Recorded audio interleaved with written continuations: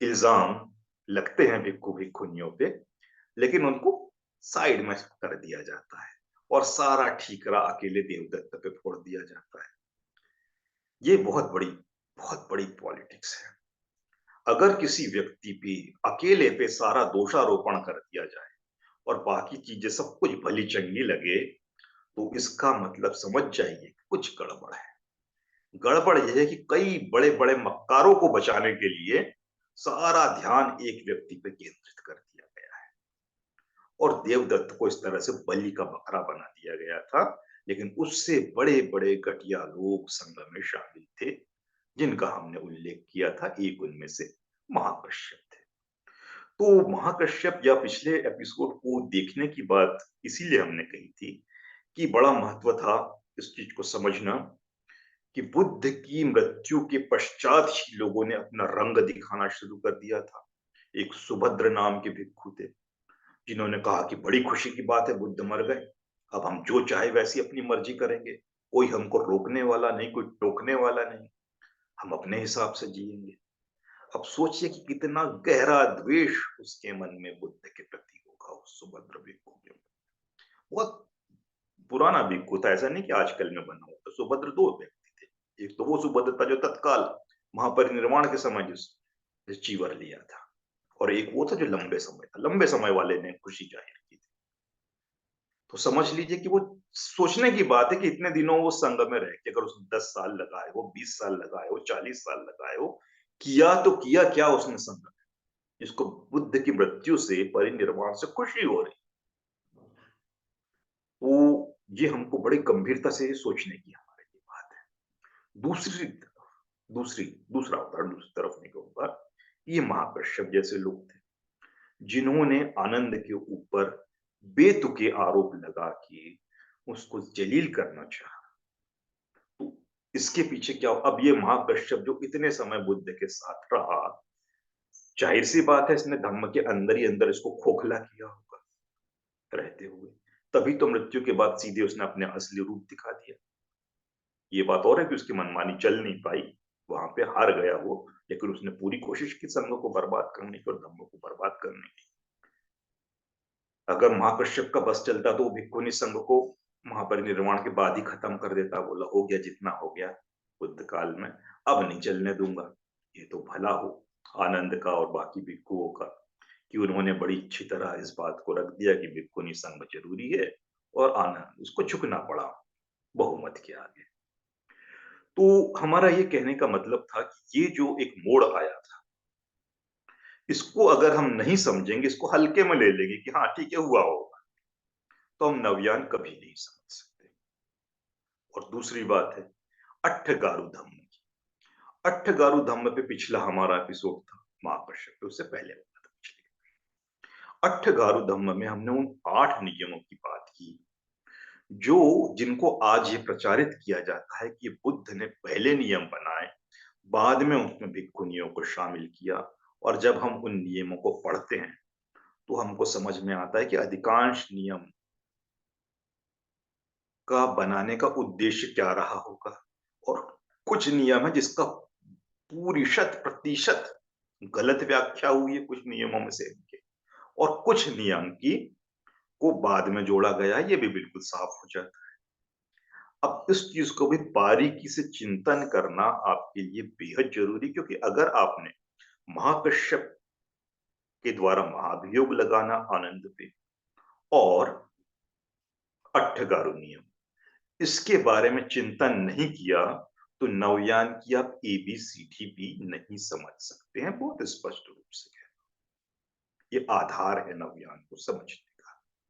कारण, क्योंकि बुद्ध का धम्म जो वास्तव में था, वह था समाज को बदलना। उसके अलावा धम्म का कोई उद्देश्य नहीं था। ठीक है, व्यक्ति पहले खुद को बदलेगा, ये भी बात थी उसमें, खुद नहीं बदलेगा तो समाज को क्या बदलेगा। भाई पहले खुद नैतिकता सीखो, खुद प्रज्ञा विकसित करो, और फिर वो दुनिया में बांटो। यही उद्देश्य था बुद्ध का, इसके अलावा कुछ नहीं था। अगर कोई व्यक्ति कहे कि बुद्ध का उद्देश्य इसके अलावा कुछ और था, तो वो बहुत बड़ा पाखंडी है। बुद्ध उनकी तरह नहीं थे, श्री श्री रविशंकर की तरह या बाकी लोगों की तरह कि चलो ध्यान में बैठ जाओ, ध्यान में डूबते रहो, नाचते रहो, कूदते रहो, जैसे महर्षि योगी के महेश योगी के शिष्य करते थे, आज भी करते हैं, ओशो के आश्रम में लोग किया करते हैं। ये लोग सिर्फ और सिर्फ खुद के कल्याण के लिए, खुद के सुख के लिए ऐसे आश्रमों में जा रहे हैं। इनका समाज से कोई लेना देना नहीं है। बुद्ध का धम्म इससे बिल्कुल अलग था। वहां पे अगर कोई चीवर लिखता था तो उसका उद्देश्य दुनिया के लिए काम करना था।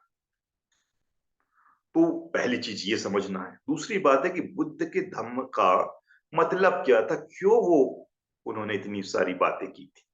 समाज में वो देखते थे कि एक बहुत बड़ी परेशानी पूरे विश्व में, वैश्विक रूप से भी देखा जाए तो वो है विषमता।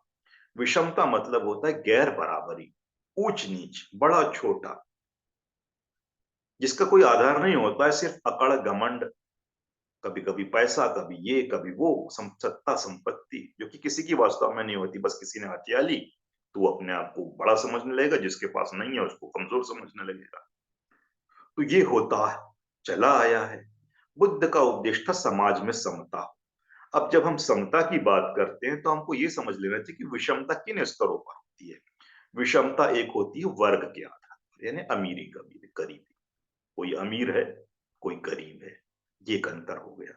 अमीर अपने आप को श्रेष्ठ समझेगा, गरीब अपने आप को कमजोर समझेगा। आज के दौर में जैसे हम हमारे देश की सरकार को देख रहे हैं, तो इसकी जितनी भी पॉलिसीज आती है सिर्फ कॉरपोरेट के सुख के लिए, कॉरपोरेट के कल्याण के लिए आती है। कॉरपोरेट के लिए, कॉरपोरेट के द्वारा, कॉरपोरेट से पूरे देश चल रहा है। बिल्कुल स्पष्ट, इसमें कोई चुपने वाली बात नहीं है। हमारे देश में आज वंदे भारत एक्सप्रेस चलाई जा रही है, जिसका किराया बहुत अधिक है। 2500 2000 ऐसा किराया होता है, जिसको आम इंसान नहीं अफोर्ड कर सकता है।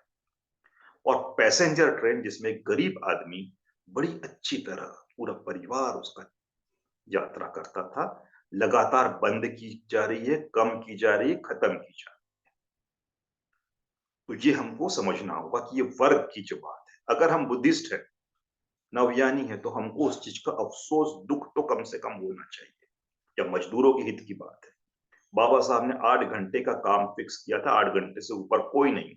आज वो 8 घंटे को 12 घंटे कर दिया गया। कोई कहे कि मैं, मेरा इससे क्या लेना देना, मैं तो अपना ध्यान करूं, मैत्री करूं, सब कुछ ठीक हो जाएगा। महाबेवकूफ और महापाखंडी आदमी। धम्म का इससे सीधे सीधे लेना है। जो समाज में विषमता आ रही है, सरकार के द्वारा, किसी नियम के द्वारा, उसका हम कैसे प्रतिकार करें। अगर हम उसका प्रतिकार नहीं करना चाहते हैं, नहीं जानते हैं, या आंख मूंद के बैठे रहते हैं, तो हमको बुद्धिस्ट कहलाने का हक नहीं है, बिल्कुल नहीं। तो ये अमीरी गरीबी एक बहुत बड़ा भेद हमारे समाज में था। अब वो बढ़ते जा रहा है। शुरुआत में जब हमारा देश आजाद हुआ, संविधान बना, कुछ समय तक ये कोशिश की थी सरकारों ने कि वो भेद को कम किया जाए। अब लगातार उस भेद को बढ़ाने की बात हो। दूसरा एक भेद होता है पूरे हमारे देश में विशेष रूप से, वो है जाति। जाति ऐसी चीज है जो कभी नहीं जाती। और ये जातिगत विद्वेष जो है, अभी हाल के वर्षों में आप देखोगे, जो कि अधिकांश हमारे लोग देखना ही नहीं चाहते। अभी कुछ सालों पहले एनएनबीवाई का मैंने एक रिट्रीट लिया था नागपुर में, रामटेक से पहले की बात है। मैंने जैसी जाति की बात की तो सारे 50-60 पार्टिसिपेंट थे। उन्होंने एक स्वर में कहा कि सर, जाति ये क्या चीज होती है, ये तो किसी पुराने जमाने की बात है, अभी कुछ नहीं होता। तो यह अगर हमारे बच्चों को लगता है कि जाति अभी एग्जिस्ट नहीं करती, तो ये उनकी बेवकूफी है, अज्ञानता है, उसके नादानी है, इसके अलावा कुछ है। जाति इस हद तक हावी हो चुकी है, जातिगत अत्याचार जो हमारे देश में बढ़ रहे हैं लगातार, वो हमको दिखाई नहीं देते, हमको सुनाई नहीं देते, कि मेन स्ट्रीम मीडिया उस पर चुप्पी साधे रहता है।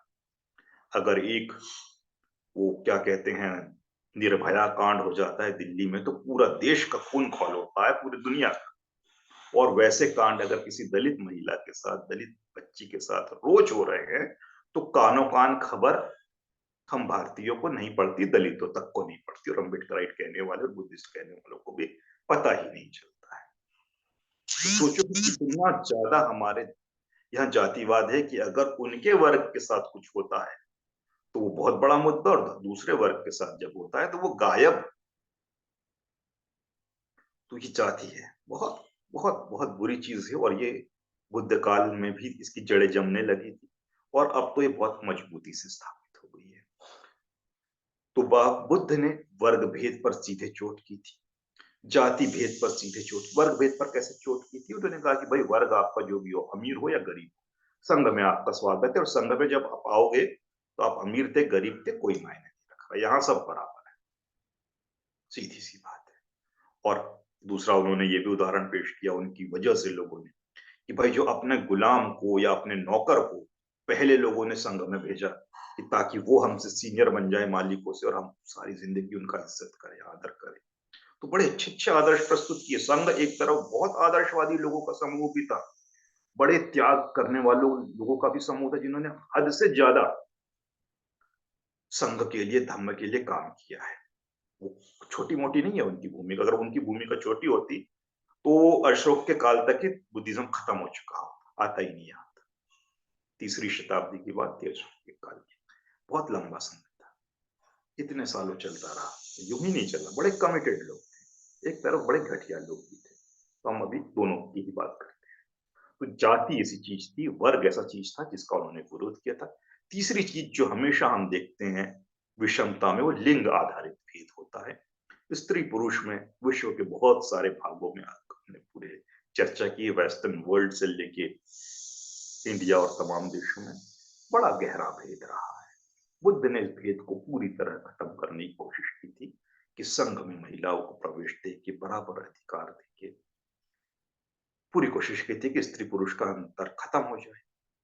कुछ बेवकूफ नालायक भिक्खु ने ठगारू धम्म की गलत व्याख्या कर दी, और कुछ नियम उसमें मनमाने जोड़ के या शब्दों में हेर फेर करके स्त्रियों को दो यम दर्जे का बना दिया। तो कहने का आशय ये है कि ये तीन चीजें, वर्ग, जाति, भेद, या और भी किसी आधार पर अगर भेदभाव समाज में होता है, तो बुद्ध ने पूरी पूरी कोशिश की कि ये भेदभाव खत्म हो जाए। उसके लिए उन्होंने काम किया था। और अगर हम इसको सिर्फ एक बार में समझ लेते कि हाँ, बुद्ध ने समानता की बात की, लेकिन समानता से लड़ने के लिए उन्होंने क्या क्या नियम नहीं बनाए थे, और लोगों ने उस संघ में विषमता कायम करने के लिए कौन से नियम नहीं नए जोड़े, इसकी जानकारी अगर हमको नहीं होगी तो हम समता की बात बिल्कुल भी नहीं समझ पाएंगे। आज भी हमारे कुछ मित्र हैं जो कहते हैं जो अट्ठगारू धम्म है, इसमें क्या बुराई है, अपनी जगह बिल्कुल सही है। अगर कोई ऐसा समझता है तो इसका मतलब वो पूर्ण रूप से विषमतावादी है। मैं इसीलिए आपसे ये अनुरोध कर रहा हूं आज के दिन कि ये पिछले 2 एपिसोड आपने देखे होंगे बारीकी से, इसके ऊपर जो भी आपका चिंतन मनन हुआ उसे आप जरूर आज साझा करें, क्योंकि अगर आप शेयरिंग नहीं करेंगे तो अगले मुद्दे पे बढ़ने का कोई मतलब नहीं रहेगा। तो विषय आज मेरे ख्याल से अगर हम यहीं पे रखते हैं केंद्रित अपनी बात को, तो बहुत अच्छा रहेगा। आप इस पर लगातार सोचिए अगर अभी तक नहीं सोचा है तो। और अब जब मैं थोड़ा सा एक इसी से मिलता जुलता विषय आज और अपने आपके सामने ले आता हूं, वो ये है संघ की जरूरत। बुद्ध ने संघ क्यों बनाया? अकेले वो बुद्ध बन गए थे, उन्होंने धम्म स्थापित कर दिया था, यही बात खत्म हो जानी चाहिए थी, कुछ लोग ऐसा सोच सकते। संघ की जरूरत क्यों पड़ी? तो जैसा हमने शुरू में कहा कि कोई व्यक्ति बुद्ध बन जाए, इससे कुछ नहीं होने वाला। बुद्ध बन के वो करेगा क्या? बुद्ध, वो बुद्ध किसी काम का नहीं जो धम्म का प्रचार ही ना कर सके। वो बुद्धत्व किस काम का? उसका सिर्फ कल्याण करने के लिए कोई बुद्ध नहीं बन सकता। अब धम्म का जब प्रचार करना होगा तो उसको एक कैडर की, एक टीम की, एक कमिटेड लोगों की जरूरत पड़े। तो इसलिए संघ की बहुत गहरी जरूरत थी। जितना भी धम्म का प्रचार हुआ है बुद्ध काल में और कालांतर में, संघ की वजह से हुआ, इसमें थोड़ा भी शक नहीं। तो संघ का बड़ा विशेष महत्व होता है। संघ कोई हल्की फुल्की चीज नहीं है। परेशानी वही आती कि संघ जो है वो चूंकि इंसानों के द्वारा चलाया जा रहा है, इंसान अगर गड़बड़ हो गए कमिटमेंट के माध्यम से किसी भी रूप में, तो संघ में गड़बड़ शुरू होगी। तो यहाँ पे गड़बड़ कैसे होती है किसी संघ में, बुद्ध के संघ में? आज के युग में देख लिया जाए या बुद्ध काल में देख लिया जाए, दोनों ही स्थिति में बात वो गड़बड़ क्यों हुई, तो एक ही कारण, हमको वही कारण दोनों ही जगह में मिले। पहला कारण है दोनों ही युग में, वो है कि अगर कोई आलसी व्यक्ति संघ में शामिल हो जाए, वो भले ही कितना भी काबिल क्यों ना हो, नैतिक रूप से कितना भी सही क्यों ना हो, आध्यात्मिक रूप से कितना भी सही ना हो, लेकिन जिसमें आलस्य है, तो वो धम्म प्रचार नहीं करेगा। धम्म प्रचार नहीं करेगा तो धम्म का सीधा सीधा नुकसान होगा। आलसी व्यक्ति जब भी कोई कोई जिम्मेदारी दे दी जाए, वो अपनी जिम्मेदारी निभाता ही नहीं है, और वहां से एक बहुत बड़ा नुकसान मूवमेंट को होता है। तो आलस्य एक सबसे बड़ा कारण बुद्ध काल में भी रहा था, आज भी। कई भिक्षुओं को हम देखते हैं जो काम धाम नहीं करना चाहते हैं, घोर आलसी और निकट्टू होते हैं, जो बाबा साहब के शब्द हैं, मैं तो उसी शब्द का प्रयोग कर रहा हूं। दूसरी एक कमजोरी हमेशा संघ में रही है और रहेगी, जो कि इंसानों का है, क्या करें, बड़ी गलत बात है। वो है अनैतिक होना, किसी व्यक्ति का बेईमान होना, भ्रष्ट होना। अगर कोई व्यक्ति भ्रष्ट, बेईमान, अनैतिक हो गया, तो बुद्धिज्म का थोड़ा भी प्रचार नहीं कर पाएगा, क्योंकि बुद्धिज्म और भ्रष्टाचार, अनैतिकता साथ साथ चल ही नहीं सकती। दोनों विपरीत चीजें हैं, तो ये दोनों का मेल कभी नहीं हो सकता है। तीसरी एक सबसे बड़ी कमजोरी किसी भी संघ में तब भी रही थी, आज भी रही है। अगर संघ से जुड़ने वाला भिक्षु या भिक्षुनी वैचारिक रूप से धम्म के साथ नहीं जुड़ा है, वैचारिक रूप से बुद्ध के साथ नहीं जुड़ा है, किसी बाहरी कारण से, किसी लालच से, किसी लोभ से, किसी मजबूरी से अगर उसने चीवर पहन लिया है, तो वो शरीर से हमको भिक्षु दिखेगा, भिक्षु नहीं दिखेगी। मन से उसके अंदर मनु होगा या ब्राह्मणवाद होगा या जो भी होगा, तो ऐसा व्यक्ति हमारे धम्म के लिए कभी मददगार नहीं होगा, सिर्फ और सिर्फ नुकसान ही करेगा। महाकश्यप उनमें एक था, ऐसे हजारों रहे होंगे।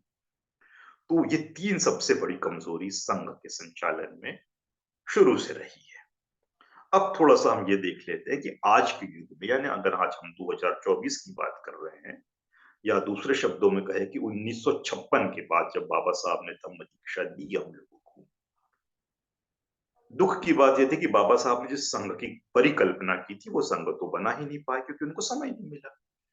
जिनको जिम्मेदारी दी थी बनाने की, वो निहायत ही आलसी, अनैतिक, वैचारिक रूप से कमजोर लोग थे। तीनों अवगुण एक साथ मौजूद थे, एक व्यक्ति और एक संस्था में। नाम क्या लेना उसका, सभी जानते हैं, इसके ऊपर जिम्मेदारी थी। शराब भी पीता था वो आदमी। बाबा साहब उसको अपनी संपत्ति से बेदखल कर चुके थे। बाबा साहब की राइटिंग में उन्होंने लेटर लिख के कहा था कि भाई, इस व्यक्ति से मेरा कोई संबंध नहीं। शराब पीता था, भ्रष्टाचार था, पैसों का भी गबन किया था उसने, बुद्धिज्म से लेना देना नहीं था। ऐसे ही व्यक्ति को बुद्धिस्ट सोसाइटी ऑफ इंडिया की कमान दे दी गई। अब जब कमान ही भ्रष्ट इंसान के हाथ में होगी, अनैतिक इंसान के हाथ में होगी, आलसी इंसान के हाथ में होगी, तो कहाँ मूवमेंट चलेगा। तो जो बाबा साहब ने संघ की परिकल्पना की थी, वो नहीं बन पाई। तो हुआ यूं कि जो पारंपरिक भिक्षु थे, उन्होंने ही अपने ही विधि से संघ चलाना शुरू कर दिया। अब इसमें कई लोग चीवर पहन के आ गए। चीवर तो उन्होंने पहन लिया, लेकिन चीवर पहन लिया, लेकिन उनके पास कोई प्रशिक्षण नहीं, कोई अध्ययन नहीं। तो ये बहुत बड़ी समस्या रही। इसकी वजह से शरीर से वो हमें भिक्षु दिखते हैं, आज भी दिखते हैं, लेकिन वैचारिक रूप से वो भिक्षु या भिक्षु है ही नहीं, क्योंकि उनके पास शिक्षा नहीं है। इसमें उनकी क्या गलती। भाई, अगर आप कहो कि मुझको ये कह दे कि मैं डॉक्टर हूं, और उसने डॉक्टर की एमबीबीएस की या बीएएमएस की या किसी और बीएचएमएस की पढ़ाई ही नहीं की, और बोले मैं डॉक्टर हूं, तो वो इलाज नहीं कर पाएगा ना भाई। उसके लिए मिनिमम अध्ययन तो चाहिए ही चाहिए। कोई यूं ही अपने आप को इंजीनियर नहीं बोल सकता, उसको बीई बीटेक करना ही पड़ेगा। तो इनको जब अध्ययन करने का मौका ही नहीं मिला, तो ये अपने आप को भिक्षुनी, भिक्षु कैसे कह सकते थे, लेकिन कह रहे हैं, और हमारा समाज उनको उस बात को स्वीकार कर। तो ये एक बहुत बड़ी कमजोरी शुरुआत से 56 से बुद्धिस्ट आंदोलन के साथ रही। अगर हमारे पास कमिटेड और काबिल भिक्षु भिक्षुनियां उस वक्त बन जाते, या भिक्षु भिक्षुनी बनते ही नहीं, जिस तरह की बाबा साहब ने परिकल्पना की थी कि हर गृहस्थ, उस हर गृहस्थ, चाहे हर गृहस्थ नहीं, योग गृहस्थ चाहे, वो अपने जीवन का एक बहुत बड़ा भाग धम्म के अध्ययन में बिताए, पूरी तरह से उसको प्रैक्टिस करे और उसके बाद वो पूरी तरह वही काम, वही जिम्मेदारी अपने हाथ में ले ले, वो स्त्री हो या पुरुष हो, जो कि एक भिक्षु या भिक्षुणी करते हैं। कपड़े यही पहनेंगे, शादी भी करना है कीजिए, परिवार रखना है रखिए, नौकरी करना है कीजिए, कोई आपत्ति नहीं। जो कपड़े पहनना वो पहनिए, लेकिन धम्म के अभ्यास में पूरी तरह पारंगत होना चाहिए और अपने जीवन का एक भाग तमाम जिम्मेदारियों के साथ आप धम्म के प्रचार में लगाए। ऐसा बाबा साहब ने क्यों कहा था? ऐसा बाबा साहब ने इसलिए कहा था, बड़े समझदार थे बाबा साहब। बाबा साहब की समझ में तो कोई शक की बात ही नहीं। वो जानते थे कि जो संघ का कॉन्सेप्ट है, भिक्षु संघ का, वो आउटडेटेड और इररेलेवेंट हो चुका है। इररेलेवेंट मतलब अब उसकी कोई जरूरत नहीं रही। आउटडेटेड मतलब वो फालतू हो चुका है। जैसे उदाहरण के लिए अगर आप कोई आज ले आए ब्लैक एंड व्हाइट टीवी, जो हमने बचपन में कभी देखा था, तो वो किसी काम का नहीं है, किसी घर में वो चल नहीं सकता है। उसकी सारी टेक्नोलॉजी, सारी चीजें पुरानी हो चुकी है, तो वो काम ही नहीं करेगा। और अगर उसमें मान लो आज भी चल रहा है किसी की चालू हालत में और गलती से वो खराब हो गया, तो उसका एक पार्ट भी आपको मार्केट में नहीं मिलने वाला, तो वो किसी काम नहीं आएगा, वो कचरा ही बन जाएगा। हर टेक्नोलॉजी में जब बदलाव आता है तो पुरानी चीजें जो होती है फालतू हो जाती है। पहले हम लोग अलग किस्म का मोबाइल यूज करते, देखते देखते इस मोबाइल पे आ गए। हर चीज बदलती है, जब बदलती है तो पुरानी चीजें जो होती है वो आउटडेटेड जो आती है, मतलब वो किसी काम की नहीं रह जाती है। अगर उसको कोई रखता है तो या तो वो शोपीस बना के रखे, कोई बुराई नहीं, बड़ी अच्छी बात है, शोपीस कुछ भी रखा जा सकता है। लेकिन अगर उसको अपन सिर पे चढ़ाने लग गए तो वो हमारे लिए बोझ बन जाएगा, काम नहीं आने वाला। शोपीस भी काम नहीं आता, वो सिर्फ दिखने में अच्छा लगता है। तो भिक्खु संघ भी यही है।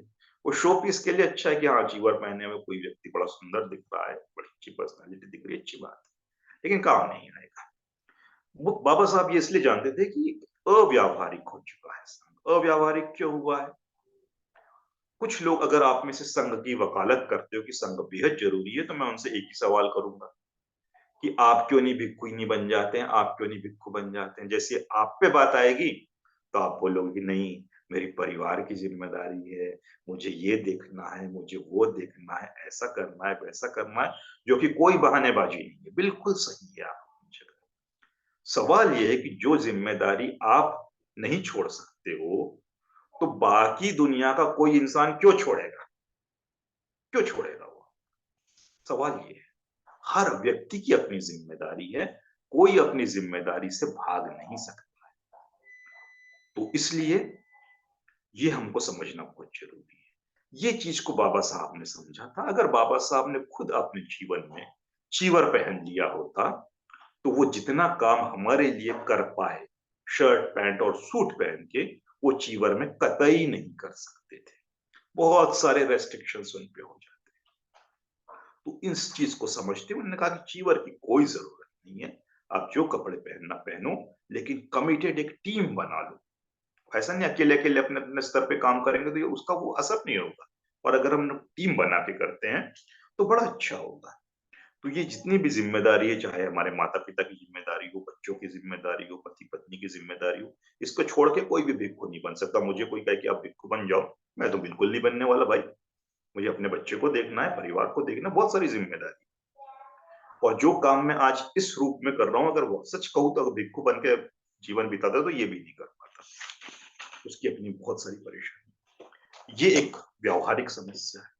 दूसरी समस्या, जब हम भिक्खु संघ आज पुनर्जीवित करने की या ट्रेडिशनल फॉर्म में जो चीवर वालों की बात करते, तो वहां एक और समस्या आती है। अगर कोई कमिटेड व्यक्ति सब कुछ त्याग करके चीवर पहन ले, तो उसको जीवन में बहुत परेशानी होगी। तीन न्यूनतम समस्या उसको सीधे सीधे झेलनी पड़ेगी। कारण ये उस व्यक्ति की गलती नहीं है। हमारा समाज जो है वो धम्म के लिए उस रूप में तैयार नहीं है जैसे कि थाईलैंड में है या श्रीलंका में है।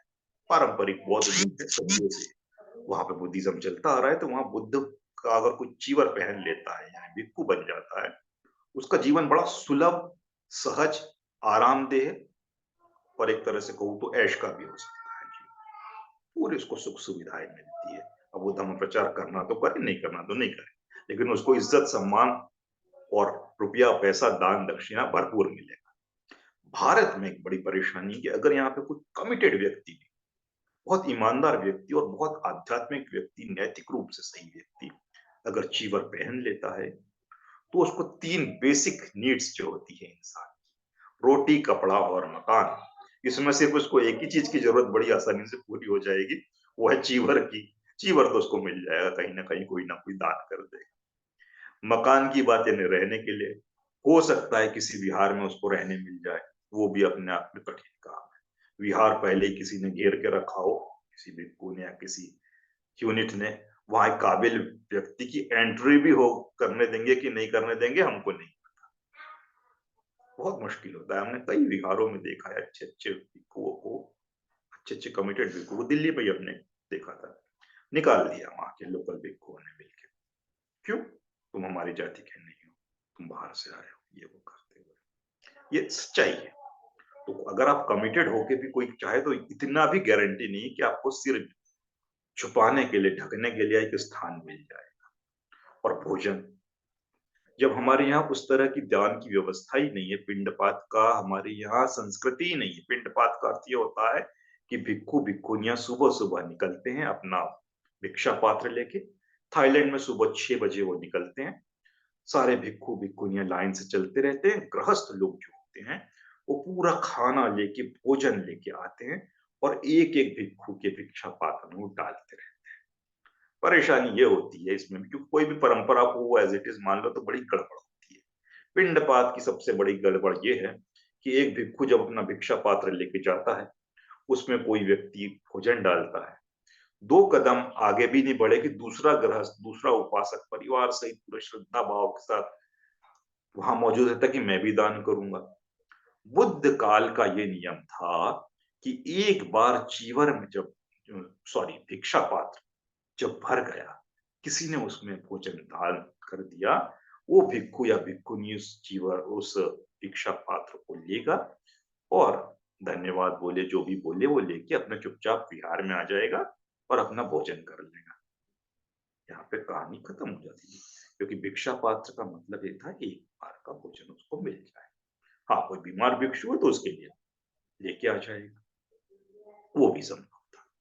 लेकिन अब थाईलैंड जैसे देशों में होता यह है कि अगर एक बार भिक्षु निकले तो उसको मिस्टर ए भी देंगे, मिसेस वाई भी देगी, मिसेस जेड भी देगी, हर कोई देते जा रहा, देते जा रहा। अब एक ही भिक्षा पात्र, तो वो क्या करता था, तो वो एक साथ में गाड़ी लेके एक आदमी चलता है उसके। गाड़ी मतलब ऐसे चक्के वाली, जैसा ट्रॉली होती है।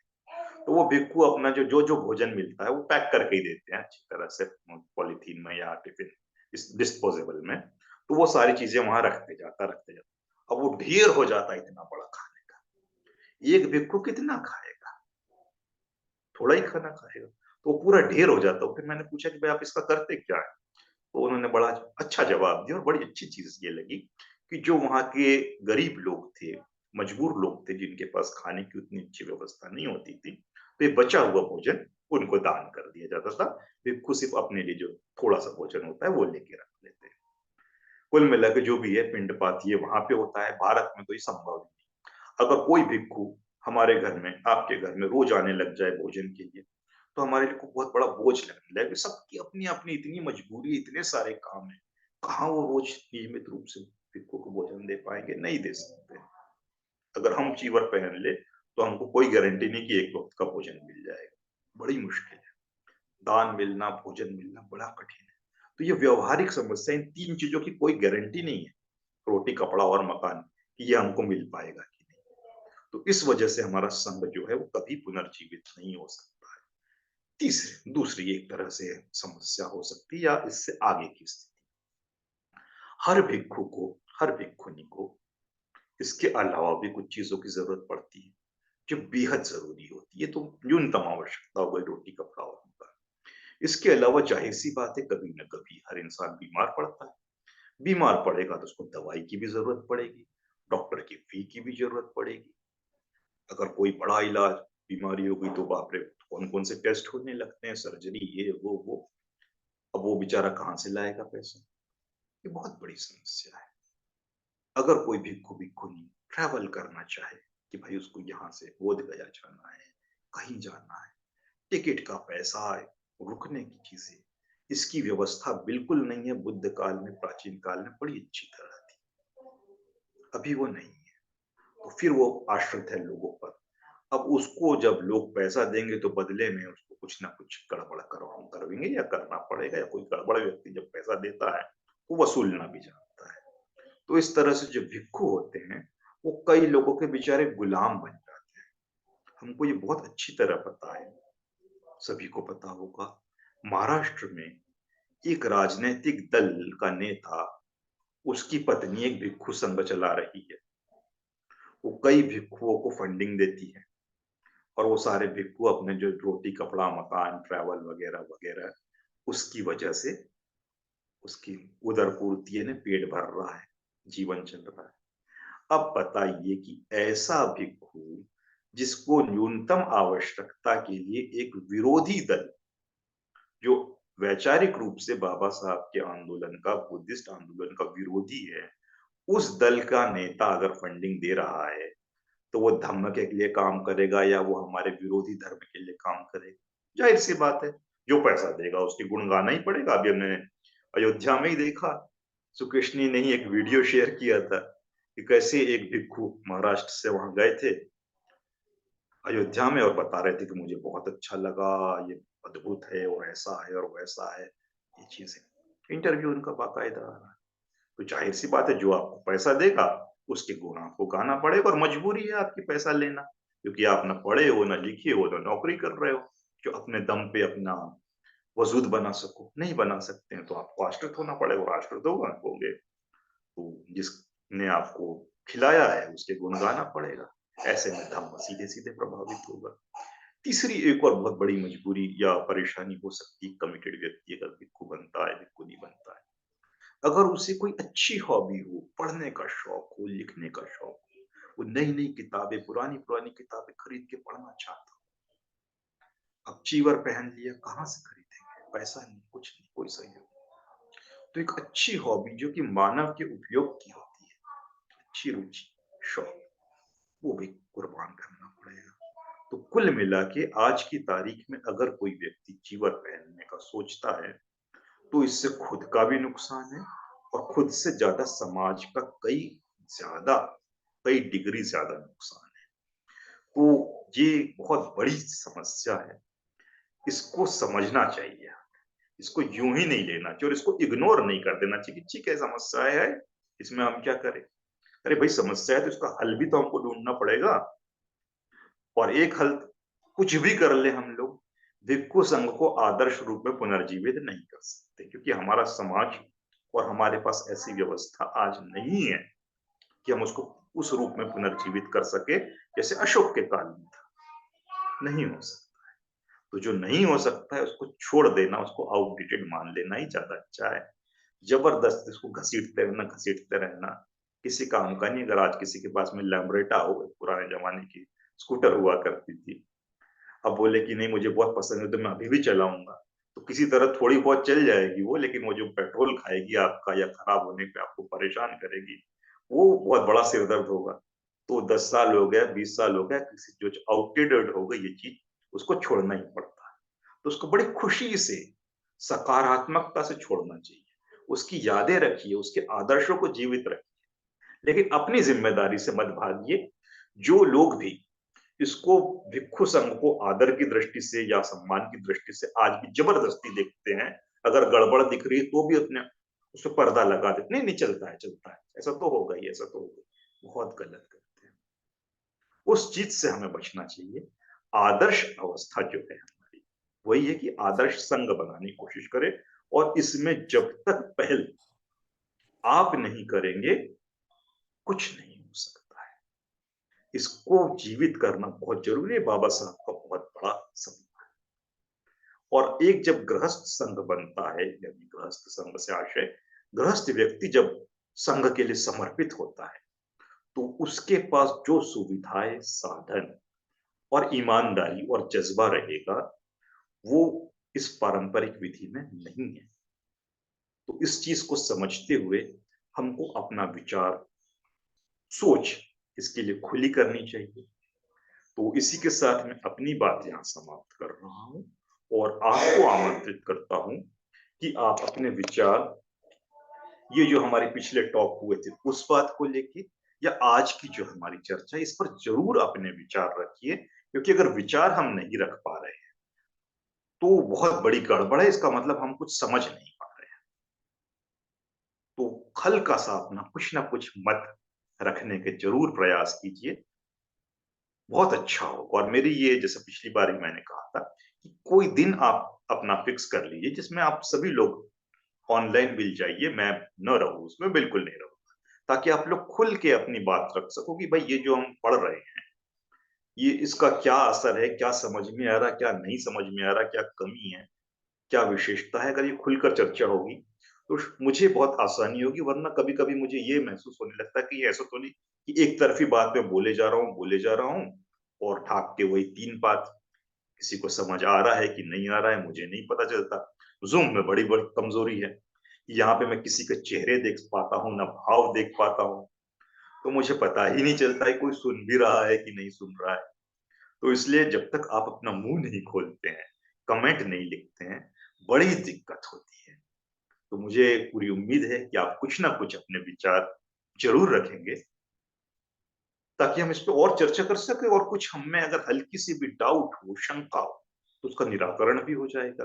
वरना शंकित व्यक्ति कभी जीवन में प्रगति नहीं कर सकता, ये बुद्ध कहते कह के चले गए। बिल्कुल साफ बात है। तो हम अपने विचार रखें। अट्ठगारू धम्म किसी को अगर पसंद आते हो तो वो भी कह दे कि भाई मुझे पसंद है, लेकिन फिर हम ये सवाल करेंगे, आपको ये बताना पड़ेगा क्यों पसंद है। किसी को माँ कश्यप बहुत पसंद हो तो बोले कि मुझे बहुत पसंद है, हम ये कहेंगे कि क्यों पसंद है। कोई कहे कि मुझे आनंद से बहुत सख्त नफरत है, तो ठीक है भैया, नफरत हमको मंजूर है, लेकिन तुम बताओ कि नफरत क्यों। बस इतनी सी जानकारी चाहेंगे, और आपका स्वागत है।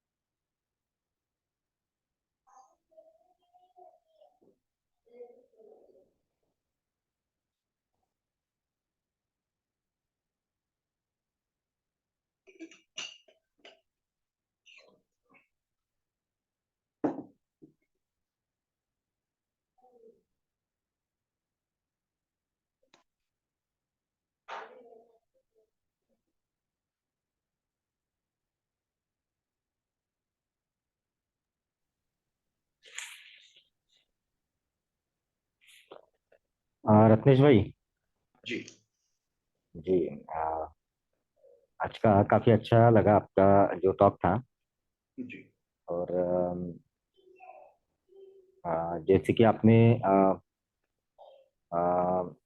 आनंद के ऊपर जो महाभियोग हुआ था, और महाकश्यप ने किस तरीके से यानी नहीं क्या वहाँ पर बहुत ज्यादा विरोधाभास निर्माण किया था। और एक तरह से देवदत्त को ही हम लोग एक निगेटिव किरदार में देखते थे, लेकिन आपके आपने जो बताया उससे पता चला कि महाकश्यप यानी कितना वो नकारात्मक भाव उनमें थे, है ना। जी। और भिक्खुनी संघ के बारे में भी आपने जो नियम बताए हैं, तो उनको भी कैसे वो दुय्यम दर्जे के साथ में उनके साथ में वो चीजें हुई है, या जिस तरीके से लिखा गया उनके बारे में। जी। लेकिन आज आपने जो नया जो कंटेंट आज आपने बताया नहीं क्या संघ के बारे में, जी। और भिक्खु भिक्खु के बारे में। जी।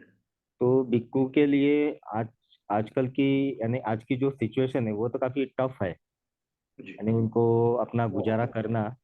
जी। और क्योंकि संघ भी काफी अलग अलग तरीके के अभी निर्माण हो चुके हैं, जी।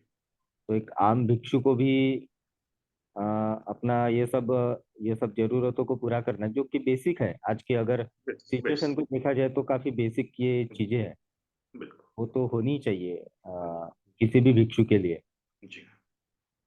तो बहुत ही यानी, तो आमतौर पर ऐसा दिखता है कि यानी आपने जैसे बोला कि एक सामान्य व्यक्ति अगर आप भिक्षु बनने के बारे में सोचते हैं तो आपको काफी सारी कठिनाइयां हैं। तो यही बहुत सारे लोग सोचते भी है, और लगता नहीं कि यानी कोई भिक्षु बनने के लिए नहीं, कि सोचता भी नहीं है अभी। बिल्कुल।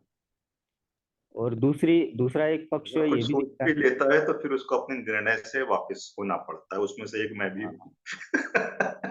जी। जी। हम्म। और लेकिन एक जो बात आपने बताई थी ना, जो कि बाबा साहब के जो स्टेटमेंट थे भिक्षु संघ के बारे में, जी। तो वैसा जो आदर्श है वो नहीं बन पाया है, नहीं क्या? जी।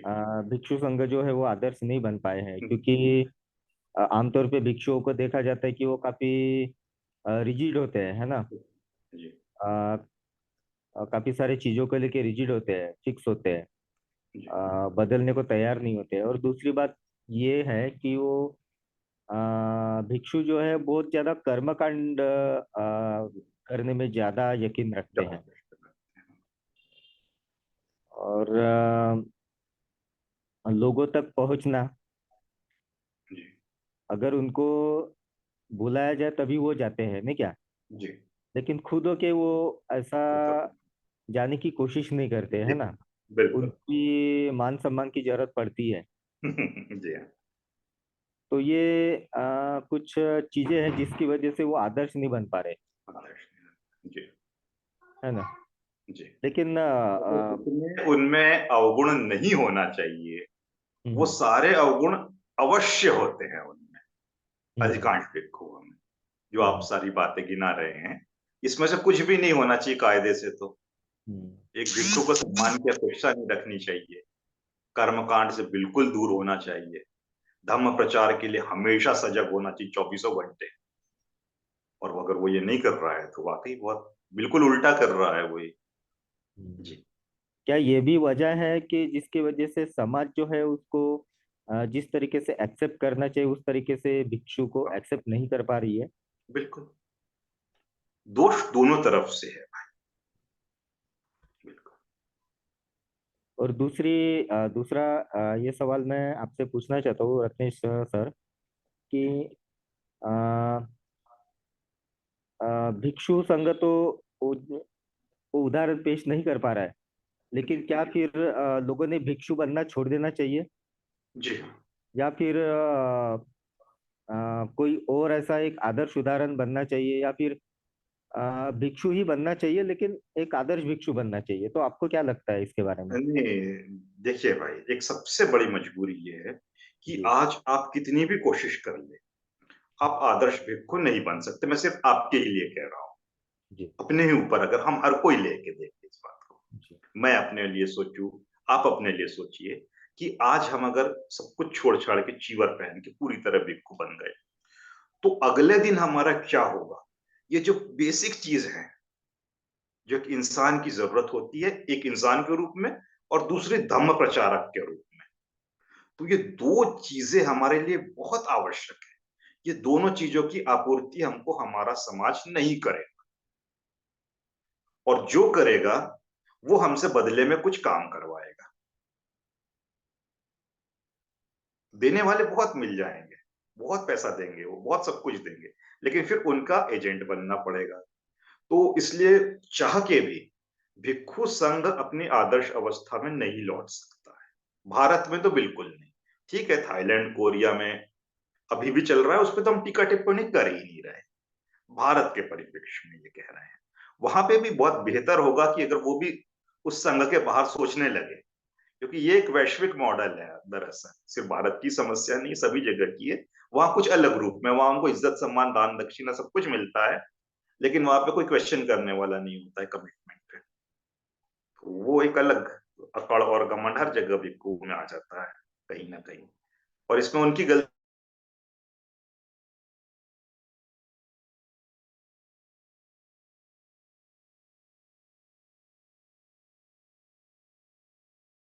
किसी दूसरी जगह जाता हूँ वहां पे भी यही होता है, तो मेरी आदत पड़ जाएगी। उसके बाद चौथी जगह अगर मैं गया और वहां मुझसे कोई सामान्य रूप में बात कर ले, तो मुझे लगा अरे बाप रे, मेरा अपमान हो गया। जो इतने दिनों की आदत पड़ चुकी थी वो। तो इसमें करे तो क्या करे, इसलिए वो आदत पड़े ही ना, शुरुआत ही ना हो, तो बड़ा अच्छा है। इसलिए भिक्खु संघ को किसी भी रूप में जीवित नहीं किया जा सकता है, मतलब अपने मूल आदर्शों के साथ। तो जो बाबा साहब ने वैकल्पिक मॉडल बनाया था, उस पे काम करना बहुत जरूरी है।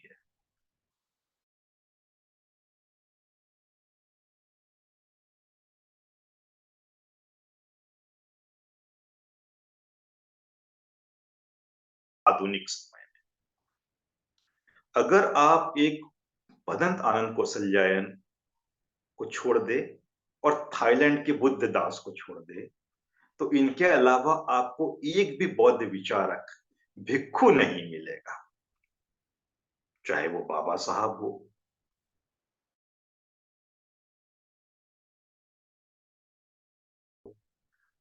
बनते संरक्षित हो, बनते नहीं है ना, नाम उनको कुछ समय उन्होंने चीवर पहना था। तो हर, और या स्टीफन बैचलर ले लो आप, जोनाथन की जो हमेशा बात करता हूं मैं, वाट्स, क्या नाम है उनका, जोनाथन, हाँ, जो जापान के, उनको ले लीजिए। श्रीलंका के नलिन स्वारिस को ले लीजिए, जिन्होंने क्रांतिकारी बुद्धिज्म की बात रखी है, खास करके सोशल एंगेज बुद्धिज्म। वो सारे के सारे लोग गृहस्थ रहे हैं। रीस डेविड को ले लीजिए, जिन्होंने पूरा पाली त्रिपिटक का इंग्लिश ट्रांसलेशन करके हमारे सामने सुरक्षित करके लाया है। बहुत अद्भुत जिनकी भूमिका रही है। उनमें से सिर्फ और सिर्फ आपको दो चीवरधारी मिलेंगे, बाकी सारे के सारे लोग उपासक और गृहस्थ रहे।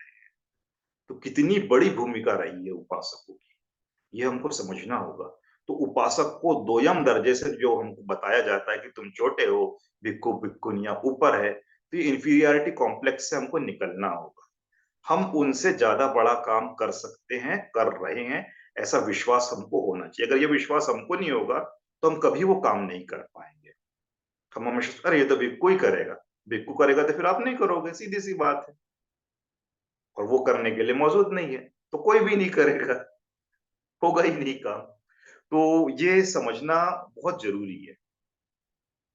मैं अगर अपने बात बताऊं तो मेरी बड़ी इच्छा थी भिक्खु संघ में शामिल होने के लिए, और मैंने बहुत कोशिश की। जब मैं गया, लोगों को देखा भिक्खुओं को, तो धीरे धीरे इतना मोह भंग हुआ। मुझे लगा कि बाप रे, जो मेरे सामान्य दोस्त हैं, इनकी स्थिति तो उनसे भी बहुत कई गुजरी है, आदतों में, स्वभाव में, हरकतों में। तब समझ में आया कि बिल्कुल भी आदर्श नहीं है। तो बहुत सारी जगह गया था, कोशिश की, पता चला कि नहीं नहीं, यहाँ जाएंगे तो जो है हम उससे भी ज्यादा बर्बाद हो जाएंगे। तो समझ में आया कि नहीं, बहुत गड़बड़ है।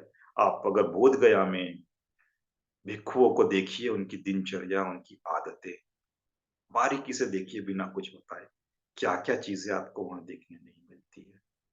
अगर खुद नहीं देख पाए तो अपना कोई दोस्त वहां पर हो लोकल, उनसे पूछिए। जितने घृणित काम, विभत्स काम, गलत काम हो सकते हैं, वो सारे जीवन में लोग कर रहे हैं। तो ये ऐसा नहीं कि इसमें कोई हम जाति विशेष को ही दोष दे रहे हैं, कि दूसरे लोग ही घुसपैठ करके कर रहे हैं। जो हमारे अपने बौद्ध थे, जब वो चीवर पहन ले तो वो भी वही चीजें कर रहे हैं। तो ये बहुत खतरनाक खतरा हो चुका है आज की तारीख में हमारे लिए। शुरुआत में ये बहुत आदर्श रहा था, तो उसको आदर्श के रूप में हमें अभी भी याद करना चाहिए। लेकिन व्यवहारिक रूप से जब वो चीज आउटडेटेड हो गई है, तो हमको उसका रिफाइंड वर्जन बनाना और लाना बहुत जरूरी है। अगर ये हम नहीं लाएंगे तो कुछ नहीं हो सकता है।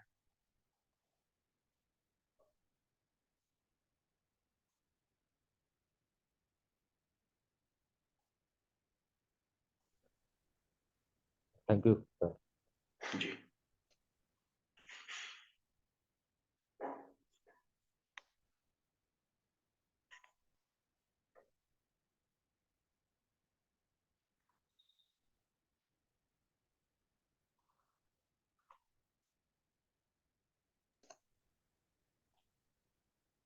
और किसी के कुछ सवाल होंगे या कुछ शेयर करना चाहते होंगे तो बात कर सकते हैं।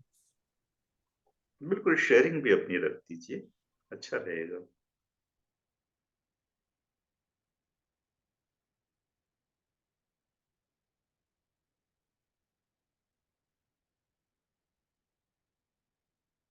असहमति हो तो वही बता दीजिए भाई।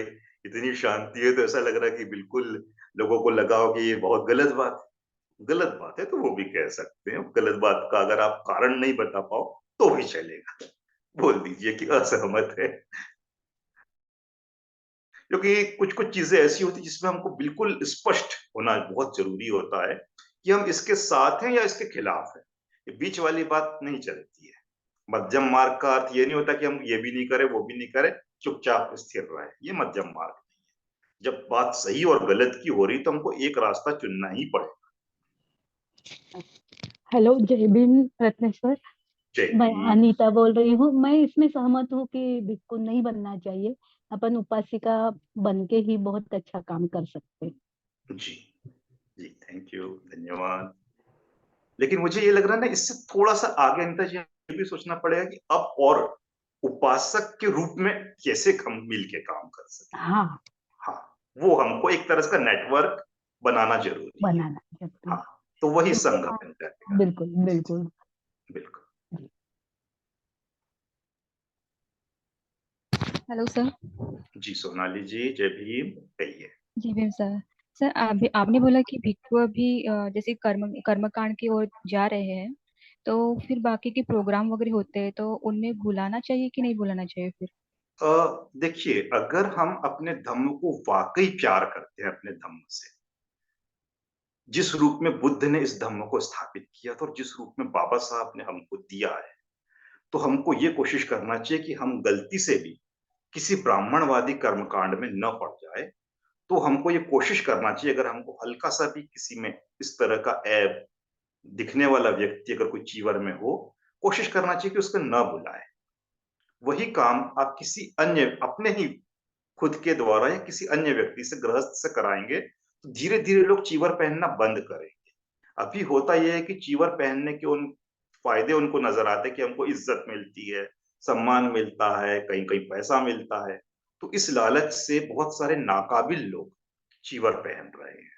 तो वो छटनी हो जाएगी अगर हमने उनको इज्जत देना बंद किया तो। इज्जत देना बंद करने से आशा ये नहीं कि हमको चीवर मिल जाए तो हम उससे बात ही ना करें, सम्मान वो नहीं। व्यवहारिक सम्मान देना बहुत अच्छी बात है कि इंसानियत के नाते। लेकिन जो अतिरिक्त इज्जत हम उनको देते हैं धम्म गुरु के रूप में, अगर उनमें धम्म गुरु की क्वालिटी नहीं है तो हमें उनका सम्मान बिल्कुल नहीं करना चाहिए। एक व्यक्ति के रूप में करें, बड़ी अच्छी बात है।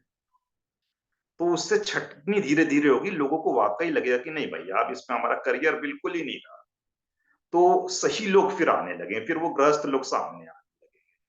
अभी नहीं तो बड़ा गलत हो जाएगा अगर हम उनको बढ़ावा देते हैं तो। हाँ सर, थैंक यू।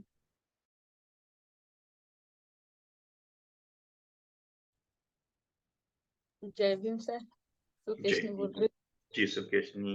हूँ सर। मैं पिछले वीक का टॉक सुन रही थी और अभी का टॉक सुन, मुझे ऐसा लग रहा है कि लेडीज के ऊपर ही कि वो पूरी की पूरी जवाब मतलब नियम थोपे जाते हैं। तो मैं जी बस वही सोच रही हूँ तब से कि लेडीज के ऊपर ही क्यों नियम थोपे जाते हैं। वो भिखुनी बनना चाहती थी तो उसके लिए नियम क्यों, ले जेंट्स के लिए नियम क्यों नहीं? ऐसे बिल्कुल। मतलब इजीली क्यों नहीं मिला उनको सब हाँ, कुछ? ऐसे जी। मतलब ये नहीं, चल रहा था। सुकेशनी हमको ये थोड़ा समझना होगा, हो सकता है उनको बहुत इजीली प्रवेश मिल गया हो। हमको ये बताया गया है कि उनको प्रवेश मिलने में इतनी कठिनाई कि बुद्ध बिल्कुल नहीं चाहते थे। बिल्कुल नहीं चाहते, तीन तीन बार मना कर चुके थे। फिर आनंद ने किसी तरह तिकड़म करके उनको प्रवेश दिलाया। हो सकता है कोरी झूठी कहानी हो, बुद्ध ने बिल्कुल सहज रूप से स्वीकार कर लिया होगा, संभवतः किया होगा, क्योंकि मना करने का कोई कारण नजर नहीं आता है। और जब वो खुद हो कि कई महिलाओं को, जैसे कि चंडालिका हो गई प्रकृति, जो आनंद से प्रेम करती थी, बुद्ध ने चाहा कि इसको संघ में शामिल करना चाहिए। ये नहीं चाहा कि भाई आनंद से प्रेम कर रही हो तो भाई समझा दो कि वो भिक्खु है, वो तुमसे शादी नहीं कर सकते, तुम किसी और से कर लो। ऐसा नहीं कहा बुद्ध ने, उसमें कुछ गुण देखे होंगे। उसको भिक्खुनी संघ में शामिल करने की खुद पहल की, आम्रपाली को खुद पहल की। तो बहुत सारी महिलाओं को जब बुद्ध ने खुद होके चाहा कि वो संघ में शामिल हो जाए, तो इसमें कोई लॉजिक नहीं नजर आता है कि बुद्ध ने कोई नियम बना के उनको रोका हो। ये कोरी अफवाह, झूठी अफवाह बाद में लोगों ने फैलाई है ताकि महिलाओं का दोयम दर्जा कायम रहे। मुझे ऐसा उसका कोई लगता है। प्रेरणा भी तो नहीं मिलती ना कि भिक्खुनी जैसे अगर अपन कोई बुक्स पढ़ते हैं तो उसमें कोई ऐसी भिक्खुनी नहीं दिखती है जिससे अपने को प्रेरणा मिलती हो कि नहीं, बुद्ध धर्म में अगर अपन भिक्खुनी बनते हैं तो अपना ऐसा विकास होगा या कुछ ऐसा कुछ भी नहीं मिलता है। हर उसका बार कारण, वो अम्रपाली की कहानी बताई जाती, विशाखा की बताई जाती, वो उसका जी बच्चा मर गया था उसकी कहानी बताई जाती, नहीं क्या मतलब जी, ऐसे वो जो प्रॉब्लम थे उसकी कहानियां बताई जाती, लेकिन बुद्ध धर्म में जो लेडीज का विकास हुआ है तो ऐसी कहानियां नहीं बताई जाती। एक धम्म दिन्ना नाम की भिक्षुनी थी। वो बड़ी अच्छी प्रचारक थी, बहुत अच्छा टॉक दिया करती थी, और जाहिर से बोलना ही नहीं करती थी, व्यवहार में भी बड़ी अच्छी थी। तो उनका नाम हमको सुनाई देता है। ऐसा कतई संभव नहीं है कि वो एकमात्र रही होगी। बहुत सारी काबिल भिक्षुनियां रही होगी, रिकॉर्ड में उनका नाम नहीं आ पाया है। और ये क्यों नहीं आ पाया है? क्योंकि लिखने का काम जो हुआ है बाद में, ये घोर ब्राह्मणवादी भिक्षुओं के हाथों से ही हुआ है। तो इन्होंने काफी फैक्ट उसके हटा दिए हैं जो उनकी मानसिकता के विरुद्ध थे। ये बात साफ समझ में आती है। इसको एक मामूली सा बच्चा भी बुद्धिज्म का एबीसीडी भी जिसने पढ़ी हो, वो समझ सकता है कैसे ब्राह्मणिज्म का प्रभाव है। उदाहरण के लिए अगर धम्मचक्र प्रवर्तन को आप पढ़ लीजिए ओरिजिनल, तो उसमें बार बार वो चतुर्दिक महाराज आ रहे हैं और ये हो रहा है, देवता ताली बजा रहे हैं, ब्रह्मा सामपति आके हाथ जोड़ रहा है। क्या नाटक लगा के रखा है। सिंपल सी बात थी कि बुद्ध ने कैसे ज्ञान प्राप्त किया और कैसे बताया और क्या बताया। इतनी सी बात के लिए इतने सारे देवी देवता सामने लाके रख दिए हैं। तो ये किसने रखे हैं? उन्होंने ही रखे जिनको जिनका जीना मरना इनके बिना चलता ही नहीं है। जाहिर सी बात है। किसी भी टेक्स्ट को उठा के देख लो, वहां पे बार बार ब्रह्मा आके खड़ा हो जाता है। काम दाम कुछ होता नहीं ब्रह्मा को, जब देखो तब लल्लो चप्पो करने के लिए बुद्ध के आगे पीछे घूमता रहता है। और कुछ नालायक देवता थे जिन्होंने देखा परंपरा को माने तो, कि जब सिद्धार्थ अपने घर से निकले तो भाई घर का दरवाजा खोलेंगे तो आवाज हो जाएगी। तो उन्होंने बड़ी शांति से दरवाजा खोल दिया। एक ने उनको ऐसा उठाया वैसा उठाया और कानों कान किसी को खबर नहीं पड़ी, और सारे देवी देवता उठा के सिद्धार्थ को जंगल में ले गए। ये कहानी अपने आप में बताती है कितनी ब्राह्मणवादी है। सामान्य लॉजिक से इंसान समझ सकता है। तो ऐसा कौन सा सूत्र आप पढ़ोगे जहां आपको ये सारे अंधविश्वास नहीं मिल रहे? हर जगह बहुत जम के लिखा गया है। और सबसे पहली बात हमको ये हमेशा याद रखना चाहिए, ये 300 साल की अवधि में लिखा गया है। 300 साल। अगर 10 साल की अवधि में भी लिखा होता तब भी इसमें भयंकर हेर फेर हो सकती थी। बहुत बड़ा समय होता है 10 साल, लेकिन ये 300 साल, 3 शताब्दियां बीती है। तो इसमें कितनी चीजें नहीं जुड़ी होगी और कितनी चीजें नहीं हटी होगी, हमको नहीं पता है। तो इसलिए कोशिश करना चाहिए कि हम सच्चाई खो दे उसमें से। ये अगर हम इसको ये मान के चले कि जो लिखा है उसी में से हमको सब कुछ मिल जाएगा, कतई नहीं मिलने वाला। मैं इस बात को मान ही नहीं सकता कि कोई काबिल भिक्षुनी नहीं रही हो। उसका उदाहरण मैं इसलिए दे रहा हूं कि आज अगर हम हिंदू धर्म को देखते हैं, आज के तारीख के कई माताएं हमको दिख जाती है टीवी में, किशोरी माता, ये माता वो माता, जो बड़े अच्छे अच्छे प्रवचन दे के लोगों को बनाती रहती है। तो भाई जब हिंदुइज्म में या जैन धर्म में या वो ब्रह्म कुमारियों को देख लीजिए, इतनी सारी महिलाएं इतने अच्छी तरह से प्रवचन कर रही है, तो बुद्धिज्म में क्यों नहीं किया होगा? सिंपल सी बात है, 100% किया होगा। अब आपने उनका रिकॉर्ड डिलीट कर दिया है तो हमको पता नहीं है। जब हम बुद्ध का इतिहास पढ़ते हैं तो हमको ये बताया जाता है कि ये भी ब्राह्मण जाति से आया था भिक्खु, ये भी ब्राह्मण जाति, हर किसी का ओरिजिन हमको ब्राह्मण जाति से ही दिखता है। तो क्या सभी के सभी ब्राह्मण लोग ही भिक्खु बने होंगे? कोई दूसरी जाति के नहीं बने होंगे? बिल्कुल बने होंगे। उनका रिकॉर्ड हटा दिया गया। या कोई काबिल जब व्यक्ति भिक्खु बनता था तो चूंकि ब्राह्मण की एक नई परिभाषा बौद्धों ने गढ़ दी थी कि जो काबिल है, ईमानदार है, आदर्श है, उसको मैं ब्राह्मण कहता हूँ। तो जबरदस्ती ऐसे लोगों को ब्राह्मण कहने लग गए होंगे जो इनकी जाति चाहे कुछ रही हो। ये भी एक कारण हो सकता है। तो ये दोनों ही कारण रहे हो तो लोग भिक्षुओं की जो मूल जाति थी वो छुप गई ना हमारे सामने से। तो ऐसा हुआ है, जब जाति के मामले में ऐसी गड़बड़ हो सकती है तो स्त्री के मामले में भी निश्चित रूप से रही है। स्त्रियों ने ऐसा कोई मतलब किस आधार पर हम कहे कि सिर्फ सेवा करने का ही काम किया होगा कि भाई बुद्ध को खाना खिला रहे, बुद्ध के लिए ये कर रही, वो कर रही, और प्रचार के मामला आया तो वहां पीछे बैठ गई। संभव नहीं लगता है, लॉजिक हमारा ये नहीं कहता है। संभवतः ये सारे रिकॉर्ड दबा दिए गए। दिखते ना सर ऐसे कि प्रचार के लिए महिला आगे आई है कि कुछ ऐसे अभी भी नहीं है। हाँ, तो अगर अभी अभी भी भी नहीं नहीं है तो उसके पीछे कारण वही है ना कि पहली चीज तो हमारे सामने आदर्श जब कम हो जाते हैं, अगर स्त्रियों के सामने आदर्श कम होते जाएंगे तो स्त्रियां काफी कम आएगी, ये भी सच्चाई। अभी जैसे अगर पूरे हमारे सामाजिक आंदोलन को ही देखें, बुद्ध से लेके बाबा साहब, ज्योतिबा फुले, कबीर, सभी को, तो इसमें हमको एकमात्र महिला सावित्रीबाई फुले नजर आती है, ये सच्चाई है।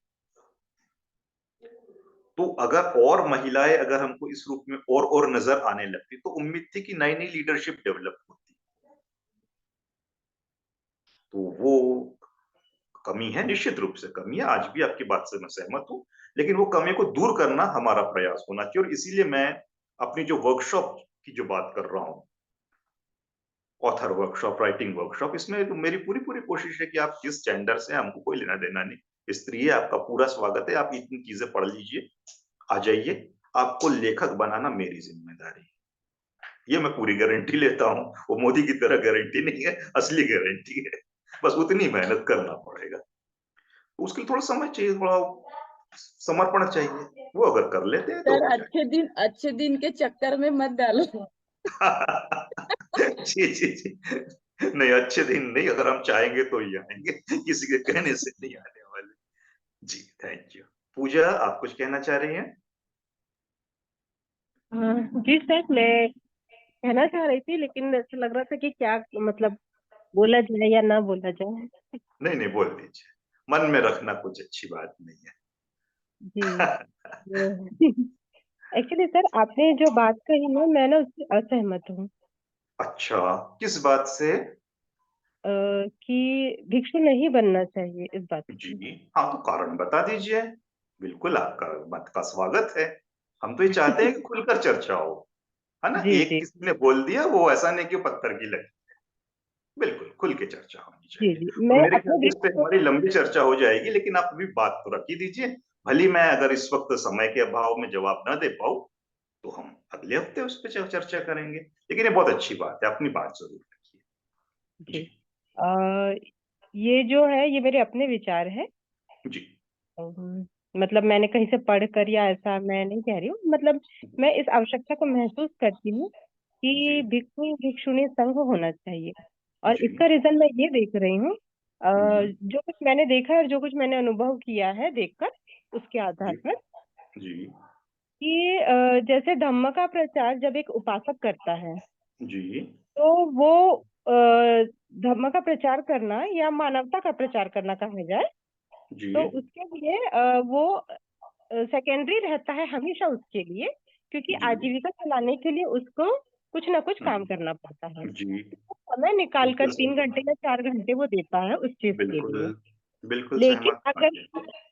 जी, जी लेकिन अगर जी कोई ऐसा भिक्षु हो जो हम्म, ट्रेंड हो, हाँ जो ट्रेंड हो, है ना, मतलब जो ट्रेनिंग के हाँ थ्रू भिक्षु बना हो, जी बस जाकर बिल्कुल के भिक्षु बन गया हो, वैसा नहीं। हाँ हाँ तो वो क्या करता है, मतलब वो एक फुल टाइम जॉब की तरह वो उस काम को करता है। बिल्कुल। और उसके लिए फिर खाना कपड़ा जो है, ये सेकेंडरी हो जाता है, मतलब यहाँ पर नहीं उल्टा हो जाता है। नहीं, सॉरी तो पूजा, आपकी जी बात से पूरी तरह सहमत हूँ, लेकिन चूंकि वो एक इंसान है, खाना कपड़ा उसकी न्यूनतम आवश्यकता है, जितनी की आपकी है और मेरी है, हाँ इतनी सर, मैं ये एक समझ व्यक्ति के रही लिए हूँ। भी आवश्यकता है।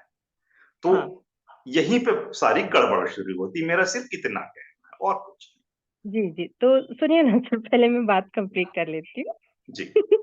जी जी तो जिस तरह से हम देखते हैं कि जब किसी भिक्षु को जी भोजन दान या कपड़े वगैरह दिए जाते हैं, जी अगर ये आवश्यकता की पूर्ति हो पाती है, जी ठीक है, और अगर उस भिक्षु को सही ट्रेनिंग मिलती है, तो जी मेरे ख्याल से एक उपासक के तौर पर जितना वो कर सकता है, उससे कहीं अधिक वो धर्म के लिए उस क्षेत्र पे कर सकेगा। और जी ये बात तो मैं इसलिए और भी कह रही हूँ जी क्योंकि जब मैंने कुछ ट्रेनिंग सेंटर देखे जी जो कि उपासकों के लिए थे, जी ठीक है, फिर उनमें से भी कुछ लोग ऐसे फुल टाइमर बन गए, मतलब चीवर नहीं जी पहना उन्होंने, लेकिन उन्होंने खुद को कहा कि हम ये है, तो हम जी धम्म प्रचार का कार्य करेंगे जी आजीवन। तो उन लोग ना जॉब नहीं करते, मैंने ज्यादातर लोगों को देखा है जी जॉब हाँ नहीं करते। तो जी आखिरकार समाज ही तो उनको पाल रहा है ना सर। जी हाँ। तो तो अब उन्होंने अगर चूंकि चीवर अगर नहीं पहना है तो इसका मतलब वो भिक्षु नहीं है, भिक्षुनी नहीं है। वो उसी मॉडल को फॉलो कर रहे हैं जो बाबा साहब ने बना के दिया था, जी, तो है ना? देखिए, तो मैं अगर वही रोटी कह कपड़ा रहा की हूँ। बात है तो जी अगर वो भिक्षु नहीं है जी तो वो रोटी कपड़ा तो खुद जुगाड़ करना चाहिए ना, फिर उसको तो दान नहीं लेना चाहिए ना। नहीं, ये और अगर निर्भर दान करता है। लेके ही नहीं, नहीं, ये अगर बड़ी निर्भर करता है। हाँ, देखिए कुछ अगर लोग ऐसे होते हैं जो अपना पूरा जीवन धम्म प्रचार के लिए लगाते हैं।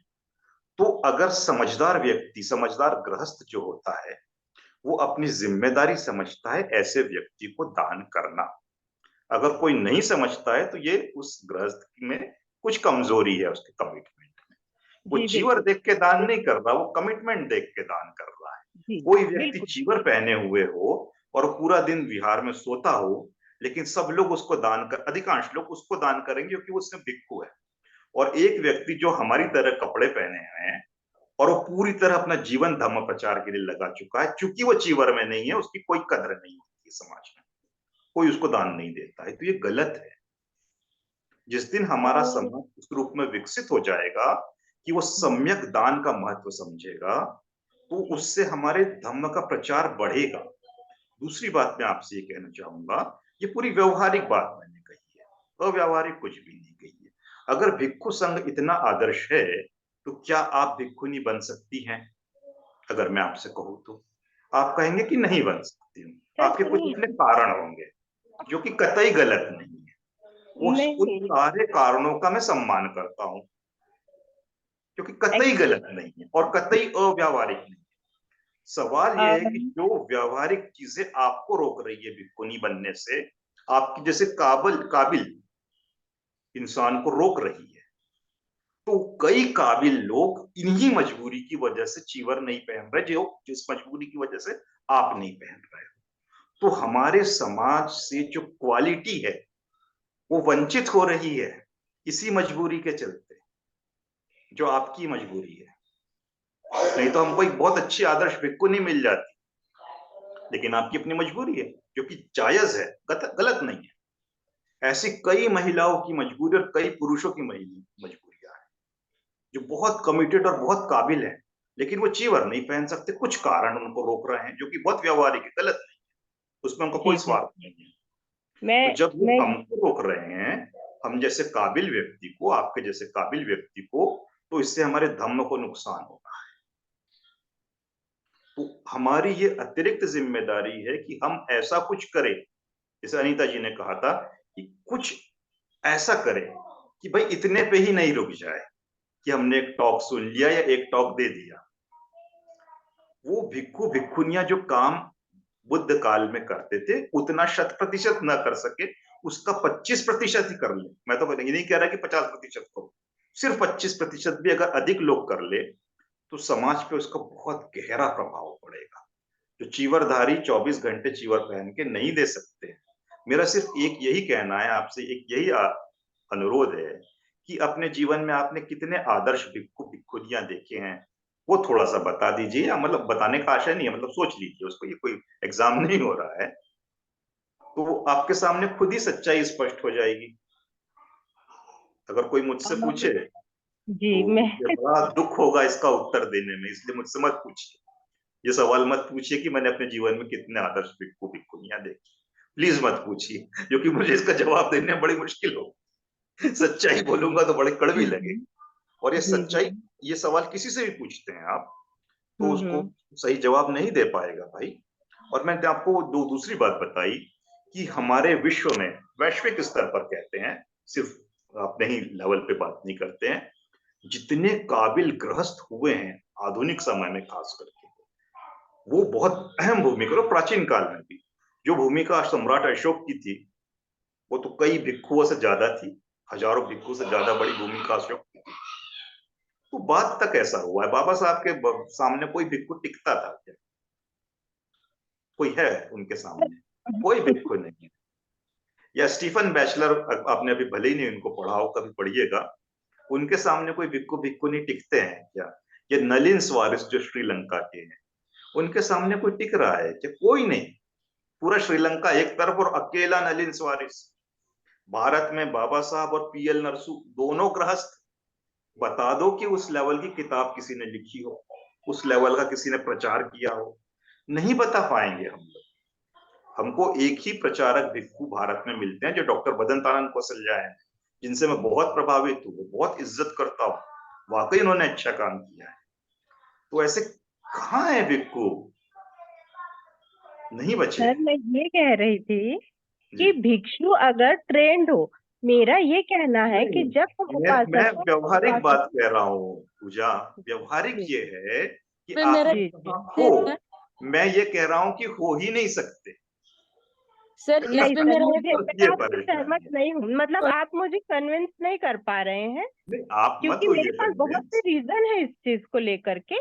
लेकिन ये बात है, मैं ये नहीं कह रही कि उपासकों को धम्म प्रचार नहीं करना चाहिए, लेकिन अगर पूरी तरह से उपासक धर्म भिक्षु बनना प्रचार ही नहीं करने लग चाहिए, ये जाए ठीक तो नहीं भिक्षु लगेगी। भिक्षुनियों की जरूरत ही खत्म हो जाएगी। और जो आप आदर्श बात कर रहे हैं ट्रेनिंग सेंटर की, तो हम तो कहते हैं होनी चाहिए, लेकिन आप ट्रेनिंग सेंटर रख दोगे तब भी नालायक लोग भिक्षु बनते रहेंगे। उनको आप कैसे रोकोगे? ये तो वही बात हो गई जो बाबा साहब ने एनिलिशन ऑफ कास्ट में कही।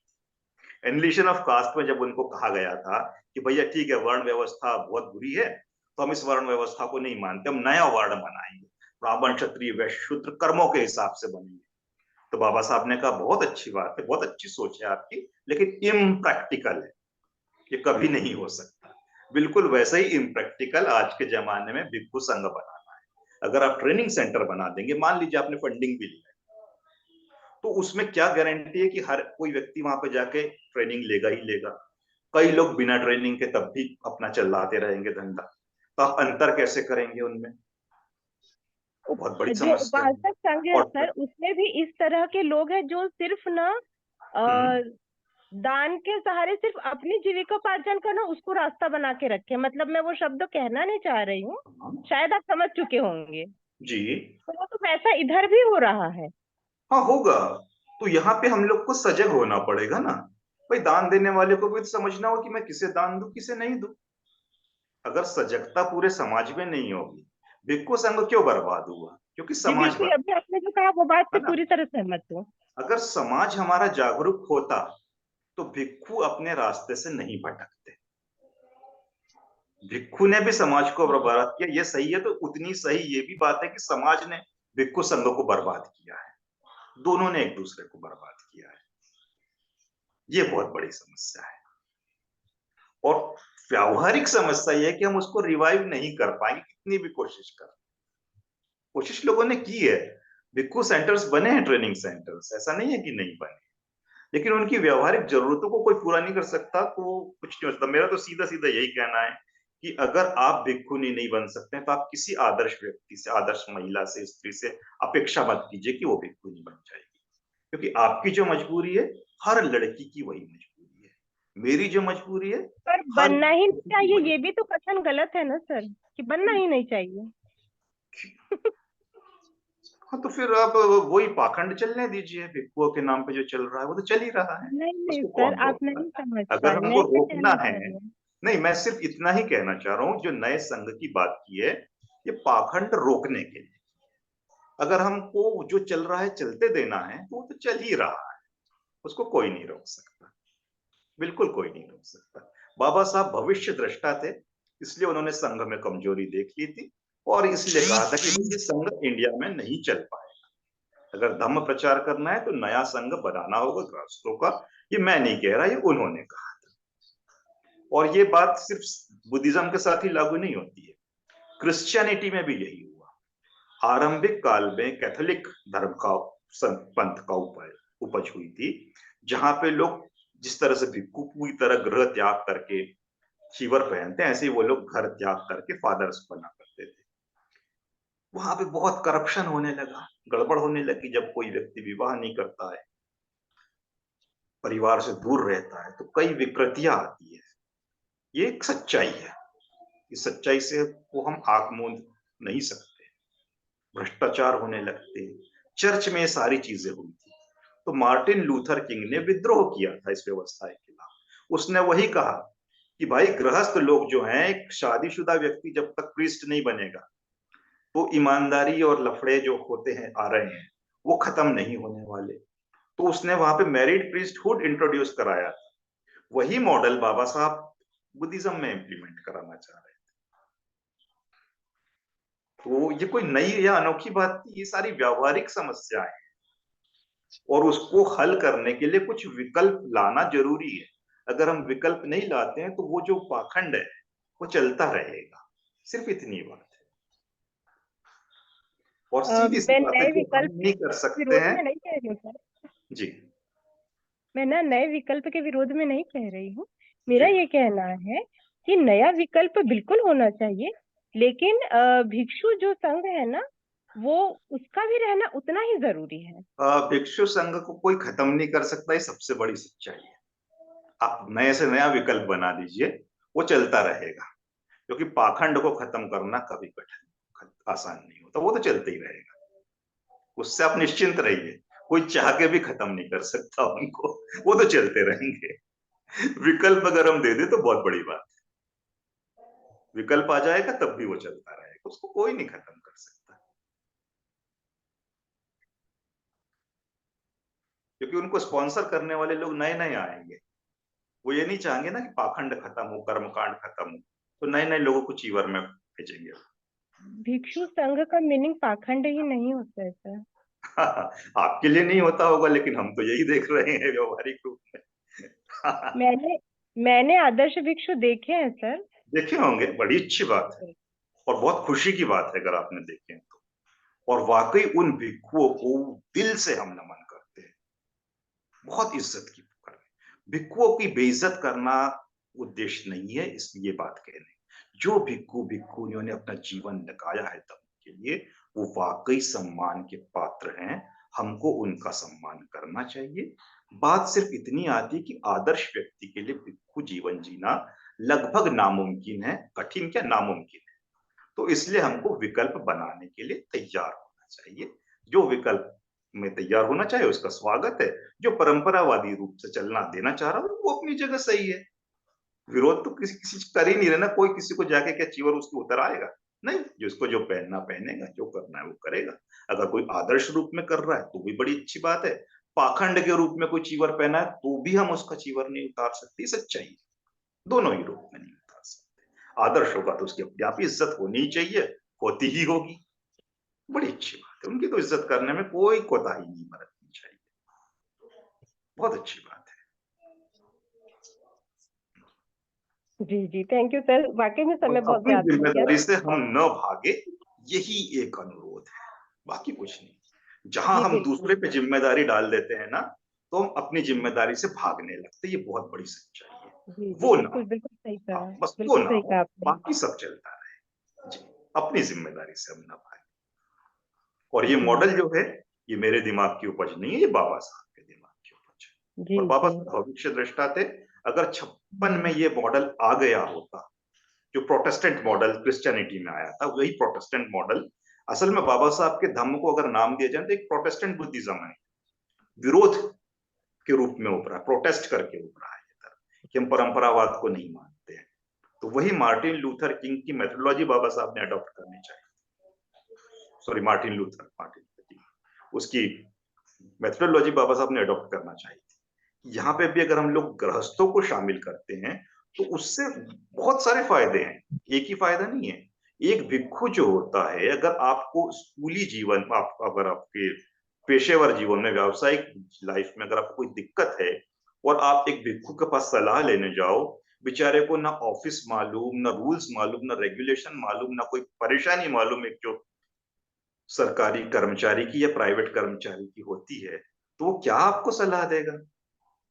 वहीं अगर कोई इस तरह का ट्रेंड भिक्षु संघ होगा, उसमें कोई साइकोलॉजी पढ़े वाले लोग होंगे, जो व्यावहारिक परेशानी खुद झेल रहे होंगे, तो उसको निकलने के तरीके बड़े अच्छे पता होंगे। फ्रेंड, फिलोसोफर एंड गाइड, ये होना चाहिए भिक्खू को, ये बाबा साहब कहते थे। अब ये हमारे जो पारंपरिक भिक्खू, ये फ्रेंड, फिलोसोफर, गाइड नहीं हो सकते। वो हमारे जीवन में हमको मार्गदर्शन नहीं दे सकते हैं, क्योंकि उनको पता ही नहीं है हमारी समस्याएं क्या है। उससे वो पूरी तरह अनजान है, इसमें उनकी गलती नहीं है। वो हमारे मित्र नहीं हो सकते हैं, वो हमको अच्छा दर्शन नहीं पढ़ा सकते, क्योंकि खुद ही पढ़े नहीं है बेचारे, उनकी क्या गलती। तो ये व्यवहारिक कमजोरियां जो भिक्खू संघ की है, हम उन पे बात कर रहे हैं। और अपना विकल्प बनाने की बात सिर्फ इसलिए कह रहे हैं कि हम अपनी जिम्मेदारी से भागे नहीं, सिर्फ इतना कहना है। बाकी जो चलता रहेगा तो चलता ही रहे। कौन भिक्खुओं को हटाने की बात कर रहा है? कोई नहीं कर रहा। एक अल्टरनेट की बात करें, एक विकल्प भी होना चाहिए। और विकल्प इसलिए नहीं होता क्योंकि हम अपनी जिम्मेदारी को लेना नहीं चाहते। बस इतनी सी बात। धन्यवाद। जी, थैंक यू सर। तो समय काफी ज्यादा हो गया वाकई में इस बात को लेकर के। सर, लास्ट क्वेश्चन पूछती हूँ सर, कि मेरा क्वेश्चन है कि हम बुद्ध धर्म में भिक्षु मतलब चीवर को ही क्यों मान देते हैं? हाँ, क्योंकि मतलब पूरा कोई भी मतलब ना गिरा पड़ा इंसान आ जाता है, उसको हम बोलते हैं ये बनते हैं। तो बिल्कुल। वो मानसिकता से हम दूर क्यों नहीं हट रहे? हाँ, ये भी वही, तो क्योंकि सोचना हमने चाहिए ना। ब्राह्मणवाद आ गया है ना सुकेश जी, कि हमने सिर्फ क्योंकि चीवर का सम्मान देना शुरू कर दिया। ये नहीं देखा कि उस चीवर के अंदर क्या है, वो काबिल है कि नहीं है। जैसे एक हिंदू होता है, वो अनपढ़ गवार पंडित को, बेईमान भ्रष्ट पंडित को पूरा सम्मान देता है, क्योंकि उनका धर्म गुरु है। हम भी बिल्कुल वही करने लगे हैं। तो ये हमारे अंदर ब्राह्मणवाद आ चुका है, इसलिए कर रहे हैं। नवयान या बुद्धिज्म का मतलब ये है कि हमारे अंदर के ब्राह्मणवाद से लड़ना, वही चीज हमको रोक रही है। तो वो जब हमें लड़ाई में हम जीत जाएंगे ब्राह्मणवाद से, हमारे अंदर के, बाहर के छोड़िए, पहले तो अंदर से लड़ना है, तो ये सारी चीजें बंद होगी। तो यही तो एक विषय रहेगा ना सर, कि पहले भिक्षु मत बनो, पहले अच्छा उपासक बनो। बिल्कुल, बिल्कुल। अगर आप अच्छे उपासक हो, तो आप कभी भी गलत भिक्षु को सम्मान दे ही नहीं पाओगे दिल से। मजबूरी में दे दोगे, वो बात अलग है कि भाई ठीक है, कोई आ गया तो करना पड़ गया कहीं पे, वो एक बात अलग है। दिल से आप कभी नहीं दे सकते हो अगर आप अच्छे उपासक हो तो। और अगर आप दिल से उपासक एक नालायक भिक्षु को दे रहे हो, इसका मतलब आपकी धम्म के अभ्यास में, पालन में कमी है, इस पे कोई शक नहीं। हाँ, अच्छा भिक्षु होगा तो उसको हम तो दिलो जान से सम्मान देने के लिए तैयार है, कोई परेशानी नहीं। अगर उसमें गड़बड़ है और फिर भी हम दे रहे हैं, तो इसका मतलब हमारे अंदर ब्राह्मणवाद जिंदा है, और ये वही सर, वो कम नहीं ताई रहे बोल हैं। रही थी ना कि नहीं आप भिक्खु का विरोध कर रहे, तो विरोध नहीं, वो अपन जो यही है कि जो भिक्खु चीवर धारण कर रहे हैं, तो वो कौन सही कौन गलत, यही डिस्कशन हो रहा है ना अपना। जी, बिल्कुल, बिल्कुल, यही बिल्कुल। जी। कि चीवर अगर ना वो दे। अगर वो संघ सही चलता रहता, तो हमको तो इस डिस्कशन की जरूरत ही नहीं पड़ती ना। गड़बड़ वहीं से हुई है, और गड़बड़ के लिए जिम्मेदार कभी भी भिक्खु नहीं रहे, उपासक रहे हैं। दोनों एक दूसरे से जुड़े हुई चीजें। अगर भिक्खु गड़बड़ होंगे तो उपासक गड़बड़ होगा, उपासक अगर बेईमान हो गए तो भिक्खु भी बेईमान होगा। बिल्कुल सही नहीं हो सकता, दोनों एक दूसरे से जुड़ी हुई चीजें हैं। तो ये जब गड़बड़ हो रहा है, इसको सुधारने का एक ही तरीका है, फिलहाल जो नजर आता है, जो बाबा साहब ने कहा, एक नया विकल्प सामने ला दो, तो काफी सही हो सकता है। ये 56 में किया जाना चाहिए था, अभी तक नहीं। बहुत बड़ी कमजोरी है ये, हमारे मूवमेंट की, हम लोगों की कमजोरी दिखाता है। तरह तरह के बहाने ढूंढते हैं वो हम जवाबदारी जिम्मेदारी नहीं लेते। हाँ जी। भिक्खुओं की भी जवाबदारी बनती है कि ऐसे जो ये है, उनके ऊपर वॉच रखे कि ये जो जो कुछ भी पाखंड फैलाते हैं, अरे क्योंकि कैसे उनकी रखेंगे, वो जो कमेटी है ही वॉच नहीं। रखने वाला है वो खुद ही पाखंडी होगा, तो वो दूसरों पे क्या वॉच रखेगा। और मैंने फिर बहुत हमारी करीब जवाबदारी से है। संघ को देखा है, मैंने बहुत करीब से देखा है। बहुत सारी गड़बड़ है, वो इतनी सारी गड़बड़ है, यहाँ पे बोलना भी ठीक नहीं लगेगा। हाँ, व्यक्तिगत रूप से मैं आपसे सारी चीजें बता सकता हूँ, सभी शेयर कर सकता हूँ पर्सनली कभी मिले तो, क्योंकि मैं बहुत सारे संघ में गया हूँ, कोशिश की सब कुछ करने की, और पता चला कि नहीं नहीं बाबा, बहुत बड़ी गड़बड़ है। सच्चाई है, और ये गड़बड़ अगर मुझे दिख रही है, ये बाबा साहब ने भी देख ली थी।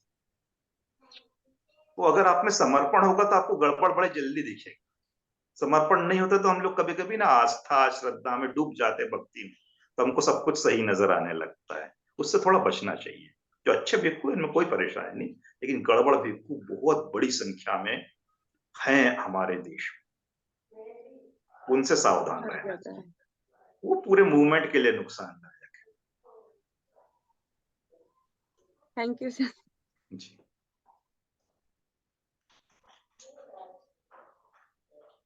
जी अम, अगर लग रहा है कि इस विषय पे और भी बात की जा सकती है तो हम कभी इसके लिए और समय निकाल लेंगे। बिल्कुल बिल्कुल, बहुत बढ़िया रहेगा।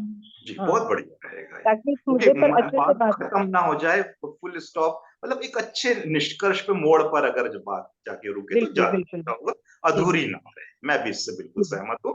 तो अगर हम और भी अपने विचार रखना चाहते हैं तो अगले हफ्ते या जब भी आप कहे, इस यह पे जब खुल भी के अपनी बात रखें, मतलब कुछ जी मन जी में न बिल्कुल रह जाए, वो ठीक नहीं बिल्कुल रहेगा, बिल्कुल है ना। बिल्कुल बहुत सर, क्योंकि समय अभाव के कारण ना बहुत सी बातें मैं भी बोल नहीं हाँ, पा रही हूँ अभी, और मैं वही अभी वही, बोलना भी नहीं चाहूंगी, समय बहुत ज्यादा नहीं हो गया। बिल्कुल, अब समय लेके बोलिए, अच्छा रहेगा। जी या जी चाहे तो अपन कभी व्यक्तिगत भी वार्तालाप कर सकते हैं, और बाकी लोग अगर शामिल होना चाहे अपनी अपनी बातें रख के, वो भी चलेगा, जी जो जी भी है। बिल्कुल लेकिन बिल्कुल। हमको सही चीजें खुलकर चर्चा होनी चाहिए। कुछ बात मेरे मन में रहे, अरे ये इस ये नहीं बोल पाया, ये नहीं बोल पाया, अरे ऐसा होता तो वैसा होता, उससे ना बात गड़बड़ हो जाती है। नहीं एक नहीं, सिर्फ समय अभाव है, बाकी स्पष्ट, ऐसा कुछ भी नहीं हाँ, है वो मेरे समय पास। समय की मजबूरी है, यही जी मैं भी कह रहा हूँ। जी तो उसको हम लोग किसी तरह से मजबूरी न रखते हुए भविष्य में कभी कुछ करते हैं। जी बिल्कुल सर। तो अभी हम लोग समापन की ओर चलते हैं। तो मैं जयदीप जी से निवेदन करूंगी कि धम्मपालन गाथा से आज की क्लास का समापन करेंगे और धन्यवाद ज्ञापन भी करेंगे। जी थैंक यू पूजा। सबसे पहले तो मैं रत्नेश जी का बहुत बहुत धन्यवाद अ, अ, धन्यवाद करना चाहूँगा कि उन्होंने काफ़ी अच्छा मार्गदर्शन आज उन्होंने किया, सभी सवालों के जवाब भी उन्होंने दिए, तो बहुत बहुत धन्यवाद रत्नेश सर। इसके अलावा मैं पूजा का भी वोट ऑफ थैंक्स करना चाहूँगा कि उन्होंने बहुत अच्छी तरीके से एंकरिंग किया है। अ, और आप सभी पार्टिसिपेंट का भी बहुत बहुत धन्यवाद करना चाहूँगा कि आप सभी ने भी काफ़ी अच्छी तरीके से पार्टिसिपेट किया, पूरे स्टडी में बने रहे, तो आप सभी का भी बहुत बहुत धन्यवाद। और हम अभी लास्ट में धम्मपालन गाथा के साथ में आज के स्टडी का समारोह करेंगे। तो आप जहाँ पर भी बैठे हैं आप कंफर्टेबल बैठ जाइए, आंखें बंद कर लीजिए और हाथ जोड़ लीजिए। धम्मपालन गाथा। सब पाप सकरणं कुशल उपसंपदा सचित परियोदपनं एतं बुद्धान शासनं धम्मं चरे सुचरितं नतं दुचरितं चरे धम्मचारी सुखम सेति अस्मि लोके परम विच न तावता धम्मधरो यावता बहुभासति यो च पम्पि सुत्वानं धम्मं कायेन पश्यति सवे धम्मधरो होति यो धम्मं न पमज्जति नथि मे शरणं गय्यं बुद्धो मे शरणं वरं एतेन सच्चवज्जेन होतु मे जयमङ्गलम् नथि मे शरणं गय्यं धम्मो मे शरणं वरं एतेन सच्चवज्जेन होतु मे जयमङ्गलम् नथि मे शरणं गय्यं संघो मे शरणं वरं एतेन सच्चवज्जेन होतु मे जय मंगलं। नमो बुद्धाय, नमो धम्माय, नमो संघाय। साधु साधु साधु। सभी को नमो बुद्धाय और जय भीम। आज का क्लास यहीं पर समाप्त होता है।